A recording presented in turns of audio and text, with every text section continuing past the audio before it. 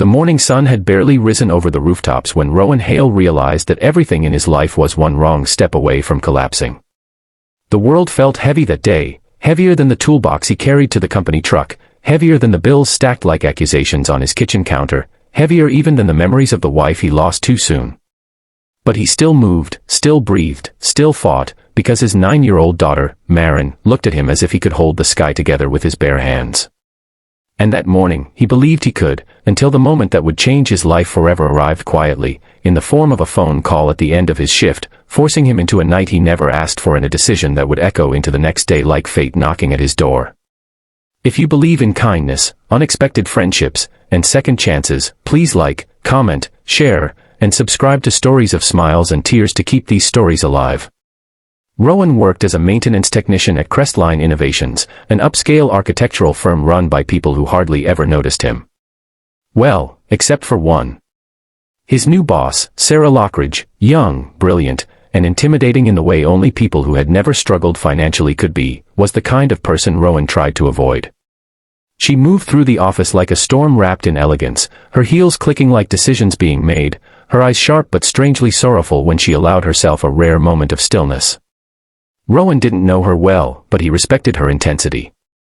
What he didn't expect was to be dragged into her personal storm on a night when he only wanted to get home to Maren, who had been begging him to watch her practice a school speech for days. It started with that phone call, an unfamiliar number flashing on his screen as he sat in his worn truck at the edge of the parking lot. At first, he almost ignored it. But something told him to answer. "Is this Rowan Hale?" a man asked, his tone hesitant.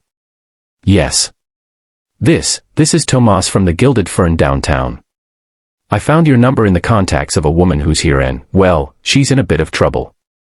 She's very drunk and some guys won't leave her alone. She kept saying, call him, he'll come." Rowan frowned. "Who?" "Sarah," the man lowered his voice, "Sarah Lockridge." Rowan's stomach tightened. Sarah. Calling him. But he didn't hesitate. Maren would understand. She always did. By the time Rowan reached the upscale lounge, the sun had dipped behind the trees, the early evening casting a golden haze across the city. Inside, the place smelled of perfume, citrus, and lingering ambition. Sarah sat slumped over at the bar, her normally polished look undone by tears that clung to her eyelashes and the uncertainty trembling in her hands. 3 men hovered near her, the kind who smelled like trouble and entitlement. Rowan stepped directly between them. "Back off," he said, steady but unmistakably firm. The men scoffed, tossed a few jeers, but Rowan was built like a man who carried more than tools every day: grief, responsibility, exhaustion, and eventually they backed away. When Sarah finally looked up, her eyes softened with a mixture of confusion and fragile relief, as if she couldn't tell whether she had summoned a friend, a stranger, or a ghost. "You're kind," she whispered, and the word cracked as if she wasn't used to saying it. Rowan helped her out, guiding her carefully through the quiet streets now painted in the muted glow of the setting sun. She was heartbreakingly honest in her drunkenness, confessing pieces of a life he'd never imagined, a father with sky-high expectations, a broken engagement she hid from her colleagues, and a loneliness that clung to her like a shadow. At her apartment, she turned to him, eyes searching. "Please, don't think I'm weak." Rowan shook his head. "Everyone has moments. Tonight doesn't define you." And she smiled, a small, trembling thing, before disappearing into the elevator. He left then, thinking he'd never hear about it again. That tomorrow she'd walk into the office with her chin lifted, pretending nothing had happened, pretending she hadn't leaned on him when her world was spinning. But Sarah Lockridge was not the kind of woman who forgot. The next morning, sunlight streamed through the glass walls of Crestline Innovations, painting gold across the sleek floors. Rowan moved through the hall quietly, hoping the day would be ordinary, hoping Sarah wasn't embarrassed that he had seen her at her lowest.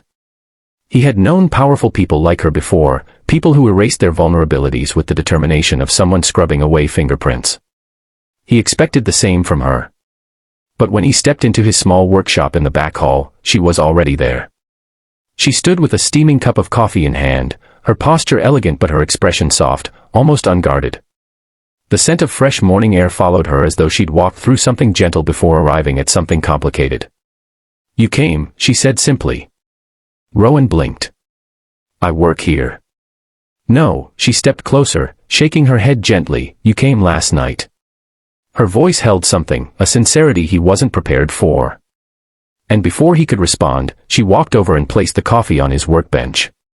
For you, she whispered. Anne, thank you. That moment, so small, so human, shifted something inside Rowan. He wasn't used to being seen by people like her. But Sarah wasn't quite the person he thought she was. Beneath her polished surface lived a woman who had been carrying expectations, heartbreak, and isolation so heavy that she'd nearly drowned without a sound. Throughout the day, she kept finding reasons to cross paths with him. Asking small questions, checking on projects she'd never cared about before, hovering with a nervousness she tried to hide. It was unusual, but Rowan didn't mind. Something about her presence, subtle but sincere, brought a warmth he didn't realize he'd been missing. Still, he had other responsibilities, other worlds to hold together. That afternoon, he left early to attend Marin's practice speech session in their modest backyard. She stood on an upside-down crate, speaking with exaggerated gestures as Rowan recorded her with his old phone. They laughed, joked, and the troubles of the world faded, until Sarah's car rolled slowly to a stop in front of his house. Rowan froze. Marin whispered, wide-eyed, Daddy, your boss is here. Sarah stepped out, looking suddenly shy in her perfectly tailored suit. Her gaze swept over the small yard, the cracked sidewalk, the flowers Marin had planted along the fence.